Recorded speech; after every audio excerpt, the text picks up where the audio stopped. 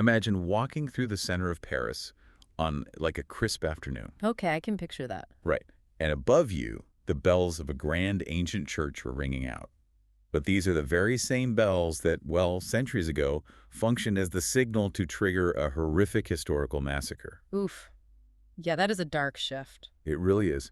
And then, just a short walk away, you step through the stone archways of the world's oldest operating hospital. Which is an amazing contrast. Absolutely. Later, you sit down with a translated manuscript, and you're laughing out loud at a 7th century monk's incredibly relatable complaints about the miseries of getting older. Always a fun read. Yeah. And then suddenly, the scenery shifts completely.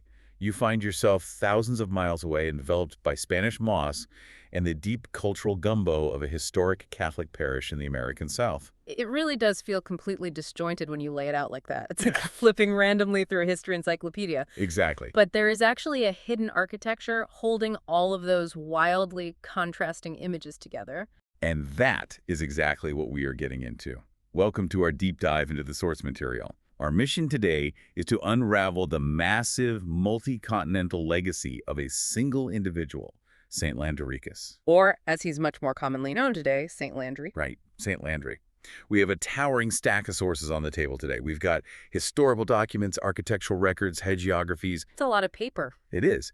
And we are going to figure out how the life of one 7th century Parisian bishop managed to ripple outward, shaping medieval law, global healthcare, and eventually the geography and culture of Louisiana. To even begin to grasp how one person does all of that, we really need to place you right in the middle of the Merovingian era. Which is what, the 600s? Yeah, we are talking about the 600s AD in Francia, the region that would eventually become France. The Roman Empire has been gone for a couple of centuries at this point. So things are pretty fractured. Completely. The grand sweeping infrastructure of antiquity, like the aqueducts, the centralized laws, the massive grain shipments, that's all collapsed. It is a time of immense political fragmentation. Power is super localized. Survival is largely a day-to-day enterprise for most people. That makes sense. So Landry's story is ultimately an exploration of how one administrator, armed with like a radical sense of empathy, decided to start putting the pieces back together. Okay, let's unpack this. Starting with who Landry actually was before anyone was attaching the word saint to his name. Right, he wasn't born with a halo. Definitely not. The records show he begins his career as the chief clerk of the royal chancery. So, I mean, he is not a mystic living in a cave. No, he is a bureaucrat. Exactly. He's a guy who manages records, logistics, and administration for the Merovingian court.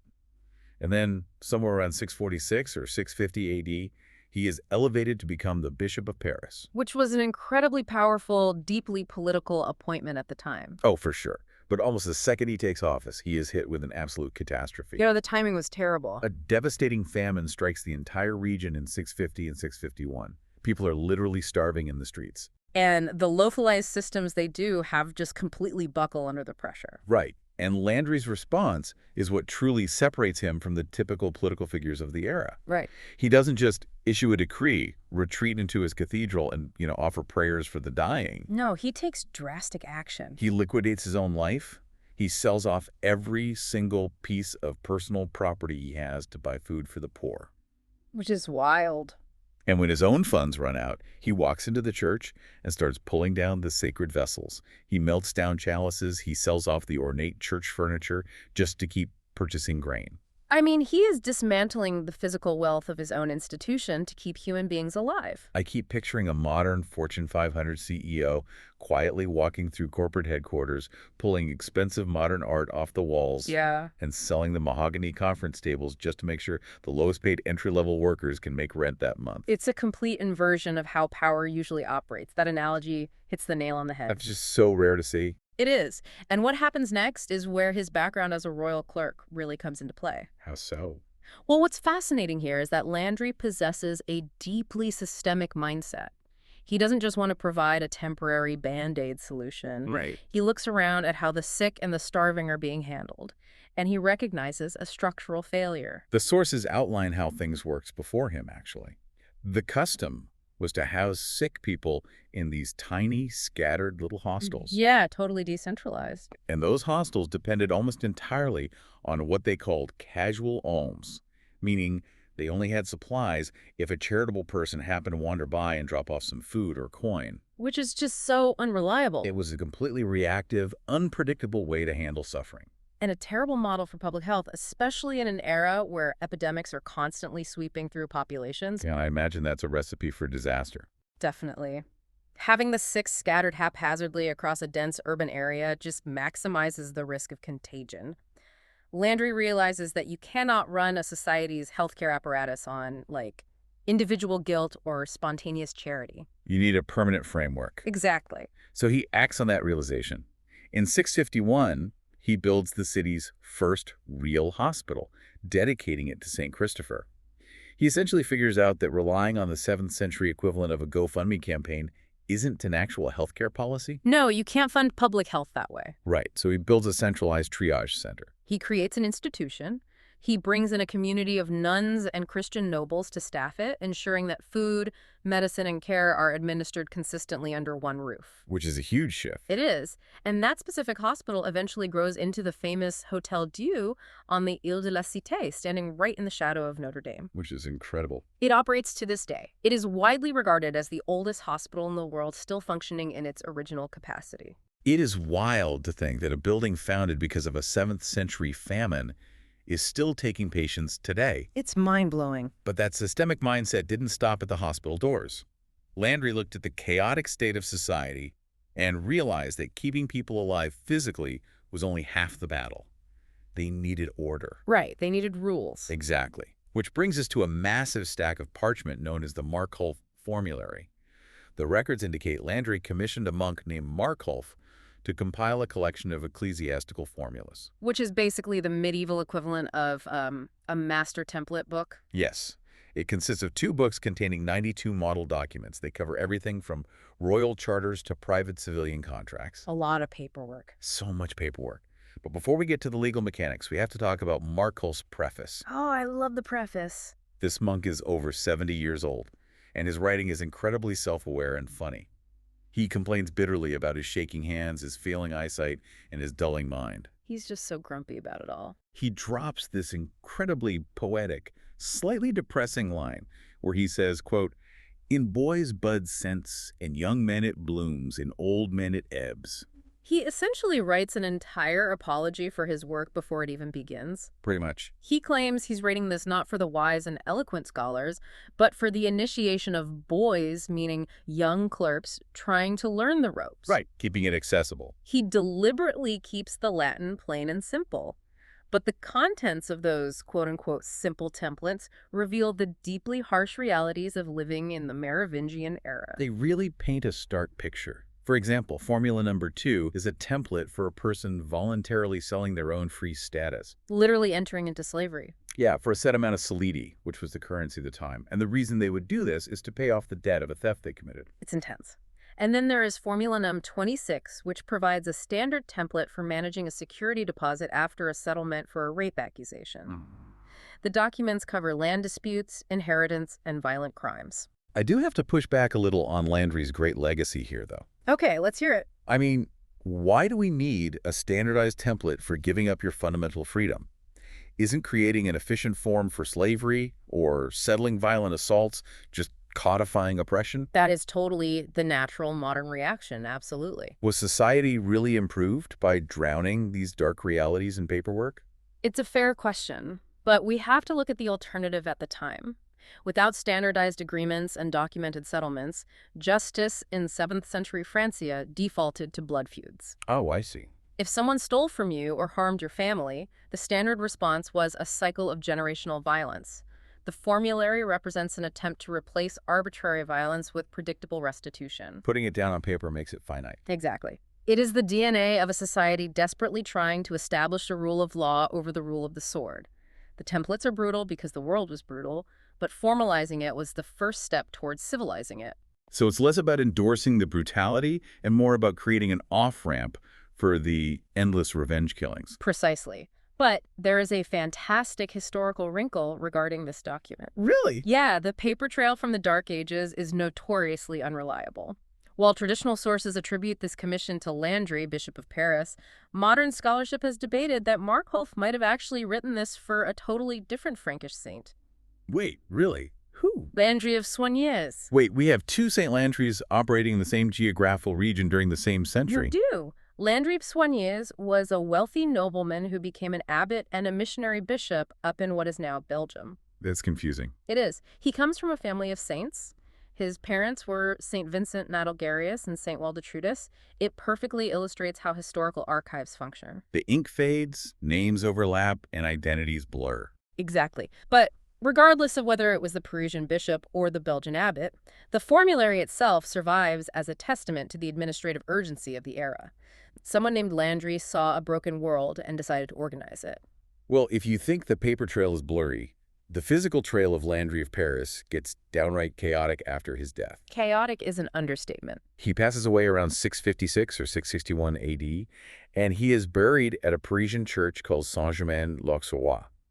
And the history of what happens next is a roller coaster. The immediate aftermath is deeply mystical. We see this in texts like the Golden Legend, which catalog the miracles attributed to his relics. And the descriptions in those texts are very visceral. Oh, highly detailed. There is an account of a man named Raoul Gricard. His face was so red and terribly swollen that his community thought he had leprosy. Which meant absolute social exile back then. Right. According to the legend, he kisses Landry's burial shroud, and the swelling vanishes instantly. Just gone. Then there's another story of a paralyzed squire, unable to move his hands or feet, who is completely cured just by being touched by one of the saint's teeth. It's powerful stuff for the medieval mind. And my absolute favorite is a knight who has a massive thorn lodged deep inside his knee. It's infected, it's beyond medical help. The clergy make the sign of the cross over his leg using the saint's shroud, and the text says the thorn miraculously expels itself from his flesh. Those accounts really demonstrate the intense spiritual gravity of his remains. To the medieval mind, those bones were a direct conduit to divine intervention. A physical link to heaven. Exactly. But what makes this story so compelling is the massive contrast between that deep reverence and the horrific destiny of the building housing those very relics. Saint-Germain-l'Auxerrois. Looking at the timeline of this church is literally like looking at a historical hard drive that just keeps getting aggressively formatted, overwritten, and infected with malware. If we connect this to the bigger picture, the church perfectly mirrors the turbulence of French history. Let's start with the architecture itself, which is bizarre. Sitting outside on one of the flying buttresses is a 15th century stone carving known as the boule aux rats. The ball of rats. Yes. It is a stone sphere with 5 rats carved into it, trying to escape, while a demonic-looking cat watches them. And nobody definitively knows why it's there. Just weird. But the weirdness of the architecture pales in comparison to the bell tower. In August of 1572, the church's bell, which was named Marie, was rung in the middle of the night. And that was a very specific signal. Yes. That bell was the prearranged signal to initiate the St. Bartholomew's Day massacre. A night where thousands of French Protestant Huguenots were dragged from their beds and murdered in the streets by Catholic mobs. The church, which was the royal parish of the kings of France, literally sounded the alarm for a localized genocide. It shows how quickly sacred infrastructure can be weaponized for political terror. And the rewriting of that hard drive doesn't stop there. Flash forward to the French Revolution in the late 18th century. The revolutionaries despised the church because of its ties to the monarchy. So they completely pillage Saint-Germain-l'Auxerrois. They strip it down and use the sacred nave as a barn to store animal feed. Wow. After that, it gets converted into a printing shop. Then, incredibly, they use it as a gunpowder factory. A gunpowder factory inside a church. Yes. And decades later, during the Paris Commune of 1871, socialist revolutionaries take it over and use it as a radical women's club. Just a complete erasure of its original purpose. Through all of this chaos, all of this aggressive formatting, Landry's relics, the bones that supposedly healed the paralyzed squire and the knight, are scattered, destroyed, or lost entirely to prevent further desecration. The physical erasure of his remains is a tragedy for historians, but it highlights an incredible truth about legacy. Which is? The physical destruction of an object doesn't mean the destruction of the idea. Landry's bones were ground into dust, but his blueprint for empathy and institution building proved far more durable. That's a great point. Because while the revolutionaries were dismantling his tomb in Paris, his name was quietly taking root thousands of miles across the Atlantic Ocean. Here's where it gets really interesting. We are leaving the gunpowder factories of Paris behind, and we are jumping to the mid-1700s. We are landing in Opelousas, Louisiana, deep in the American South. It is a staggering geographical and cultural leap. It really is. In 1756, a small Catholic community starts holding covert gatherings in the home of a local trader named Jacques Cordebleu. Okay, starting small.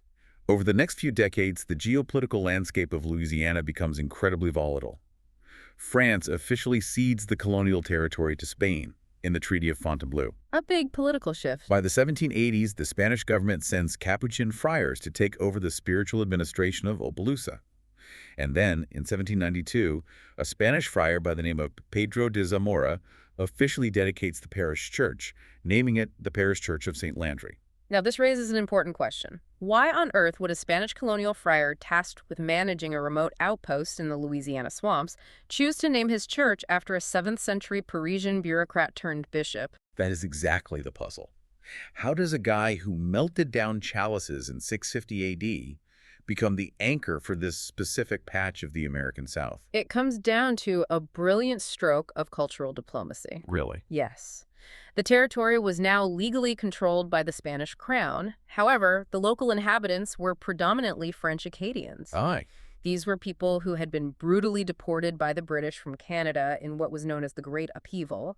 They arrived in Louisiana traumatized, fiercely independent, and incredibly protective of their French Catholic identity. Right, they'd already lost so much.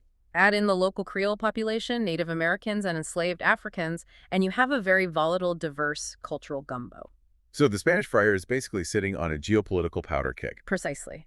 If the Spanish came in and tried to force a patron saint from Madrid on the local population, it would have bred immense resentment. It would have backfired. Exactly. By renaming the church after St. Landry, a beloved, historically French bishop saint famous for feeding the poor, the Spanish Capuchins were extending an olive branch. That's incredibly smart.